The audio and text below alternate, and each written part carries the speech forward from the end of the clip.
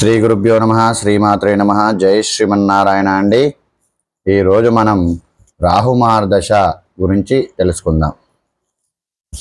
Welcome to my YouTube channel Vijay astrology channel. Rahu అనగానే అందరికీ కూడా ఒక రకమైనటువంటి భయం ఉంటుంది. కానీ ప్రాచీన జ్యోతిష్య గ్రంథాలు రాహు గురించి ఎన్నో లోతైన ఆశ్చర్యకరమైనటువంటి నిజాలను చెప్తున్నాయి. ఈరోజు మనం రాహుమదశ ఫలితాలను అత్యంత వివరంగా 12 స్థానాలు మరియు 12 రాశుల ఆధారంగా మనం తెలుసుకుందాం. ముందుగా రాహుకి వృషభ రాశిలో ఉచ్చస్థానము, కుంభము మూల త్రికోణం అవుతుంది, మేషము మిత్రక్షేత్రం అవుతుంది మరియు వృశ్చికంలో నీచ స్థానం అవుతుంది. ఉచ్చస్థానం వృషభ రాశిలో ఉన్నప్పుడు రాహు ఇక్కడ ఉంటే సుఖం కలుగుతుంది, సంపద, మంచి మిత్రులు లభిస్తారు. వేరే గ్రహాలతో కలిస్తే వస్త్రాలు, ఆభరణాలు, సుగంధ ద్రవ్యాల లాభం కలుగుతూ ఉంటుంది. ఇక నీచ స్థానమైనటువంటి వృశ్చిక రాశిలో ఉంటే ఇక్కడ రాహు ఉంటే అగ్ని భయము, చోర భయము, విష భయము మరియు రాజభయం కలుగుతూ ఉంటుంది. తీవ్రమైన పరిస్థితులలో ఆత్మహత్య ఆలోచనలు రావచ్చు. వేరే గ్రహంతో కలిస్తే నీచమైన పనులు చేయడంలో, చెడు భోజనం, దుష్ట సావాసం కలుగుతుంది. ఇక వివిధ స్థానాల్లో రాహు ఉంటే ఎలాంటి ఫలితాలు ఉంటాయో ఇప్పుడు చూద్దాం. 1వ స్థానంలో లగ్నంలో గనుక రాహు ఉన్నట్టయితే అగ్ని, విషం, ఆయుధాల వల్ల భయం, మనసు నిలకడగా ఉండదు, బంధువుల నాశనం ఉంటుంది, అపజయాలుంటాయి మరియు దుఃఖం కలుగుతూ ఉంటుంది. ఇక 2వ స్థానంలో గనుక ద్వితీయ స్థానంలో రాహు ఉన్నట్టయితే ఉద్యోగం లేదా పదవి కోల్పోయే ప్రమాదం ఉంటుంది, అబద్ధాలు ఆడటము, విపరీతమైనటువంటి కోపము, ప్రభుత్వ పనుల్లో ఇబ్బందులు, చెడు ఆహారం తీసుకోవడము జరుగుతూ ఉంటుంది. ఇక తృతీయ స్థానంలో గనక రాహు ఉన్నట్టయితే ఇక్కడ రాహు అద్భుతాలు చేస్తాడు. భవిష్యత్తులో సుఖము, వ్యవసాయ భూములపై అధికారము, విదేశీ ప్రయాణాలు మరియు రాజభక్తి కలుగుతూ ఉంటుంది. ఇక 4వ స్థానంలో రాహు ఉన్నట్టయితే తల్లికి లేదా తల్లి లాంటి వారికి గండం, భూములు, సంపద నాశనం, భార్యతో విపరీతమైన గొడవలు, దొంగలు మరియు అగ్ని వల్ల నష్టం కలుగుతూ ఉంటుంది.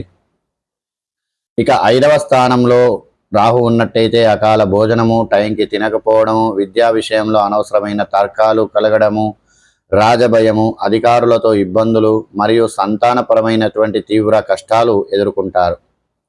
ఇక 6వ స్థానంలో గనక రాహు ఉన్నట్టయితే శత్రువులు, దొంగల వల్ల భయము, దగ్గరి స్నేహితుల మరణము చూడాల్సి రావచ్చు, మూత్ర సంబంధిత వ్యాధులు మరియు క్షయ వంటి వ్యాధులు వేధిస్తూ ఉంటాయి.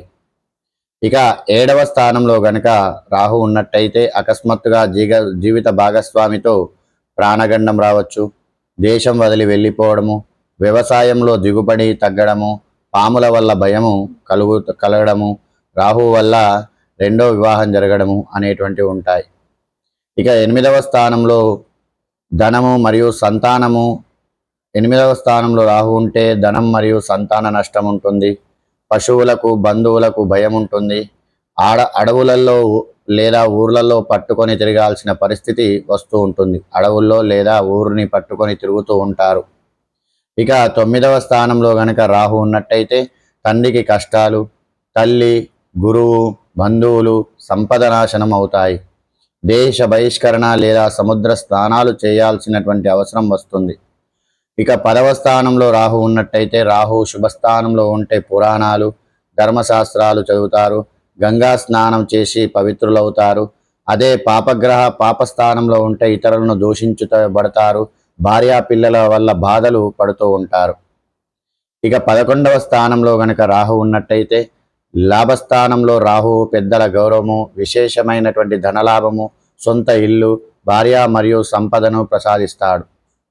ఇక 12వ స్థానంలో రాహు ఉన్నట్టయితే దీపాంతర వాసము, విదేశాలకు వెళ్ళడము, మనోవాక్యులత, భార్యాబిడ్డలతో శత్రుత్వము, పశువులు మరియు ధనధాన్యాల వల్ల నష్టాలు కలుగుతూ ఉంటాయి. ఈ రాశులలో రాహుమార్దశ విశేషాలు. ఇప్పుడు మీ రాశి ప్రకారం రాహు ఉన్న రాశిని బట్టి రాహు దశ ఎలా ఉంటుందో గమనిద్దాం. మేషంలో గనక ఉన్నట్టయితే ధన సౌఖ్యం ఉంటుంది, రాహుమార్దశలో సౌఖ్యం ఉంటుంది, జ్ఞానం ఉంటుంది, స్త్రీల వల్ల సుఖం కానీ మోసపూరిత బుద్ధి ఉండేటువంటి అవకాశం ఉంటుంది. ఇక రాహు మార్గదశలో వృషభ రాశి వారికి గొప్ప పాండిత్యం ఉంటుంది, కానీ వాదనలు ఎక్కువ చేస్తారు. కఠినంగా మాట్లాడినా నిజాయితీగా ఉంటారు. సంపదకు లోటు ఉండదు. ఇక మిథున రాశిలో స్త్రీల వల్ల స్నేహం వల్ల లాభాలు పొందుతారు, కానీ ప్రాణగండాలు వచ్చేటువంటి అవకాశం ఉంటుంది. కర్కాటక రాశి వారికి రాహు మహర్దశ దశ ప్రారంభంలోనే కొద్దిపాటి అదృష్టమై ఉన్న రాను రాను గొప్ప స్థాయికి ఎదుగుతారు. గ్రామాలకు పెద్ద లేదా దేశ నాయకులుగా అవుతూ ఉంటారు. ఇక సింహరాశి వారికి రాహు మహర్దశ అయితే సంపద, ధనధాన్యము, మనోవ్యధ, బానిస బతుకు ఉంటాయి. పుత్రుడికి గండం అనేటువంటిది ఉంటుంది. ఇక కన్యారాశి వారికి రాహు మహర్దశ స్నేహితుల మరణము, రోగభయము, శత్రుబాధ, దశ ప్రారంభంలో దారిద్ర్యం ఉన్న మధ్యలో సాధారణ జీవితము, చివరి దశలో మంచి సంపద సౌఖ్యాన్ని పొందుతుంటారు.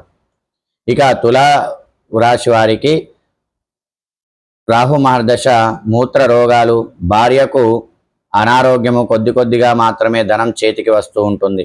ఇక వృశ్చిక రాశి వారికి రాహు మహర్దశ ప్రవాసము, తీవ్ర మనోవ్యాధి, తండ్రి లేక తనకు ప్రాణగండాలు సంభవించేటువంటి అవకాశం ఉంటుంది. ఇక ధనుసు రాశి వారికి రాహు మహర్దశ తండ్రికి అపాయము, సోదరులకు కష్టాలు, ఆదాయము నామమాత్రంగా ఉంటాయి. ఇక మకర రాశి వారికి రాహు మహర్దశ పవిత్ర ప్రదేశాలకు యాత్రలు, సౌఖ్యము చేసిన పనులకు సమాజంలో మంచి గుర్తింపు లభిస్తూ ఉంటుంది. ఇక కుంభరాశి వారికి రాహు మహర్దశ ధనధాన్య లాభాలు మెండుగా ఉంటాయి. రాహు కుంభంలో ఉండి శుక్రునితో కలిస్తే కుబేరులు అవుతూ ఉంటారు. ఇక మీనరాశిలో రాహు దశ ప్రారంభమైతే మీనరాశి వారికి ప్రారంభంలో అన్ని రకాల సంపదలు వస్తాయి, కానీ రాహు మహర్దశ చివరికి వచ్చేసరికి ఆస్తి మొత్తం కరిగిపోయేటువంటి దారిద్ర్యం అనుభవిస్తూ ఉంటారు.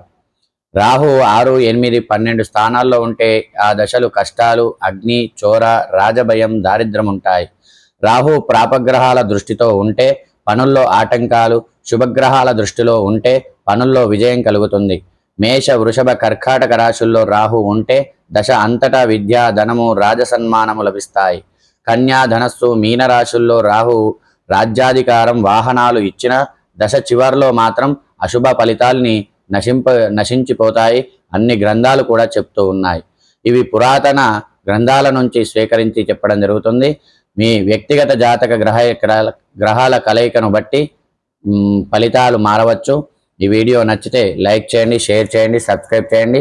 నన్ను ఆదరిస్తున్న మీ అందరికి కూడా కృతజ్ఞతలు. జై శ్రీమన్నారాయణ.